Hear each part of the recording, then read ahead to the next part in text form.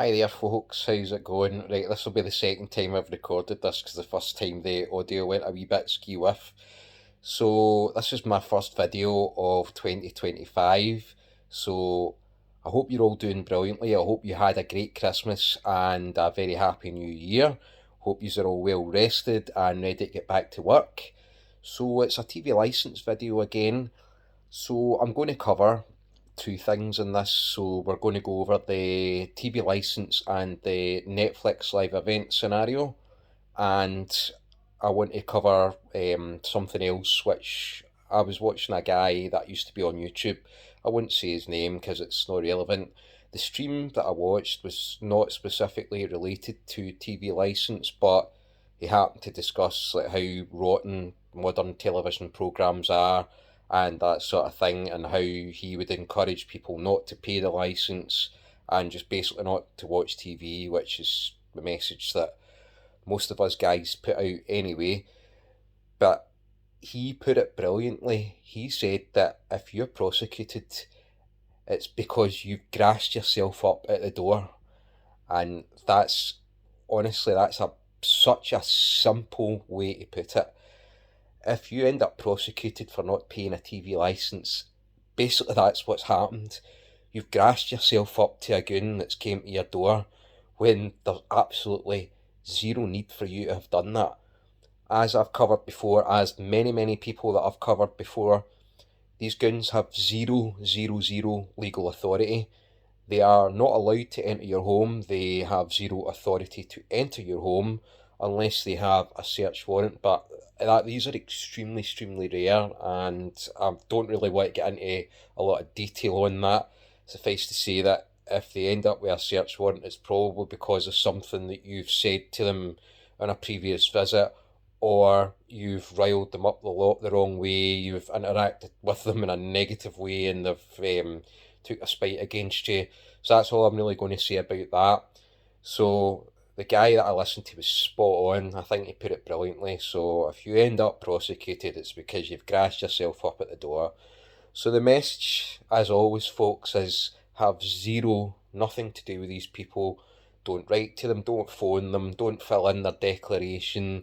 Never speak to them at the door. Don't give them anything to go on. Don't issue a WOIRA, a withdrawal of implied rights of access, because at best they're going to ignore it. At worst, you're just potentially making yourself a target. So that's the advice, people. No contact whatsoever. And the majority of people will stick by that advice and nothing will happen to them. Only the ones that, for some reason that I still don't understand, given that all the information that's available about these people having zero legal authority, decide to speak to them and basically grass themselves up, and then they end up with a court appearance and a fine and a criminal record.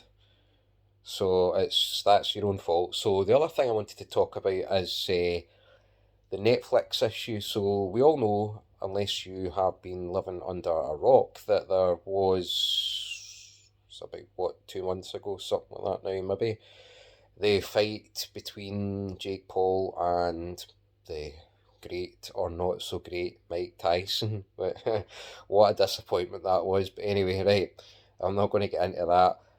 But TV license supposedly came out and put the frighteners in a lot of people and said, oh, because this is live, it's a live TV event, and even if you don't have a license and don't normally do live TV, you need a license to watch this. Now, I'm not a lawyer, so I can't say for sure whether that is correct or is indeed the case or not the case. I believe that it could be argued, there's probably a good case that that's not the case, because Netflix is not a television company, they are a streaming service. So I don't know if there was some hotshot lawyers that could maybe challenge the idea that just because they live streamed an event that makes it a television live programme. Again, I don't want to get into the ins and outs of that. That's just something I thought I'd mention. I'm not a lawyer, so I'm not really interested, to be honest. What I will say is, though, if you did do that, and you didn't have a TV licence, nothing's going to happen. Nothing would have happened to you whatsoever. It's not like TV licence are going to like start banging on Netflix's head office door and say, hey, we want to know all the names and addresses of everybody that watched that fight, just in the off chance that we can catch some people that didn't pay the TV licence and watch this live event. That's not going to happen. No chance. So you're safe. Yeah, nothing's going to happen to you. Obviously, I can't come on here and encourage you to do that, because that would be me encouraging potential criminality, and we can't do that. But I can say for certain that if you did do it, nothing's going to happen to you. What they might have done is they might have upped their goon presence and the addresses that they have on their file which don't have a licence. They might have put more people in those areas to chap on doors and try and get people to blab to them that yes, indeed, they did watch that fight live, and because they don't have a licence, then they can potentially be prosecuted. So, but like I say, if you have any common sense about you at all, and it is common sense, it's basically common sense, there's nothing else to it.